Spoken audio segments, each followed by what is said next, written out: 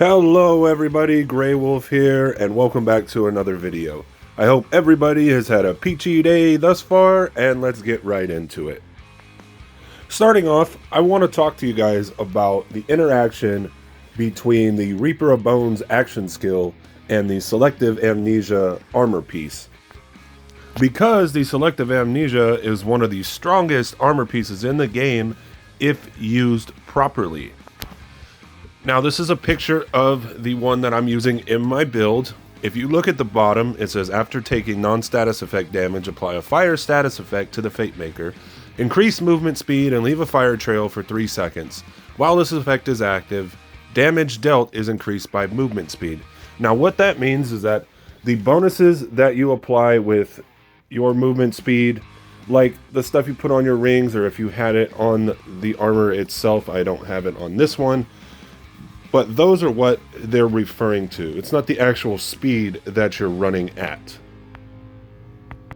Now you're probably wondering, Grey Wolf, where does the Reaper of Bones action skill come into play here? Well, right about the third line down, it says, and deals bonus dark magic damage, but his health takes an ever increasing amount of damage per second. Now that wording is all you really need to know. You get a bunch of extra dark magic damage from it. You get extra leech efficiency, so you'll be able to heal yourself, further extending your Reaper of Bones and your Selective Amnesia dot.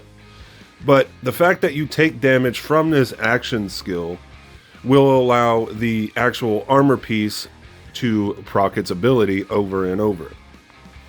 Now for the gear portion of the video, there's a couple spells you could use very effectively with this setup. That would be the Buffmeister or the Frostburn that you just saw. The Frostburn basically exploits the Fateful Thralls bonuses that you're going to get from your skill trees and from your comm. The Amulet, probably the Sacrificial Skeep, is going to be the best for you in slot. The pulsing health bonuses that you get from the Flying Sheep is going to further extend your Reaper of Bones duration. I prefer the Sharksbane rings because they give you a substantial flat gun damage bonus at the expense of not so many good passive bonuses. And the main guns you're going to want to take and use are the Ruby Spite, which is kind of a given. But the one that I really enjoy personally is the Throwable Hole.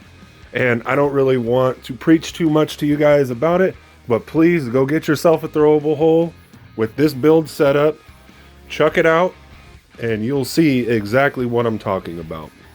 You can also use the Sword Explosion for bossing, and the Red Hellion is also really good with the setup.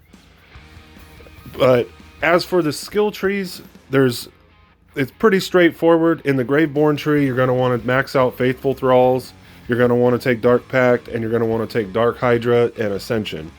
The other skills, you have 4 skill points, that you're going to want to distribute however you want. I chose spell cooldown. However, you could take dark magic efficiency. That's really up to you.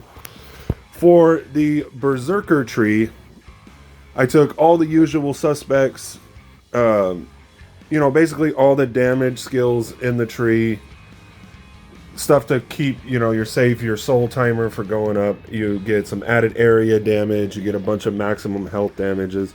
But the Blood of the Fallen, actually enjoy because it gives you a pretty substantial action skill cooldown rate. Now the other part won't apply. Unfortunately, Reaper of Bones kind of nixes the other ability, which would be able to keep your action skill duration going. But the action skill cooldown rate of 20% you get for only 1 point, I think is really beneficiary. Now, also, there's a couple different melee weapons I didn't touch on earlier. I prefer the Peg Leg because I'm getting that action skill cooldown rate from the Blood of the Fallen Berserker Capstone. However, if you wanted to run a pickaxe, that's another good way. Or if you wanted to run both, if you wanted a bunch of action skill cooldown rate, you could do that. There's some nuts and bolts that you could switch around in the build and still be effective. Now the enchantments you're going to want to use are, while action skill is active, dark magic is increased.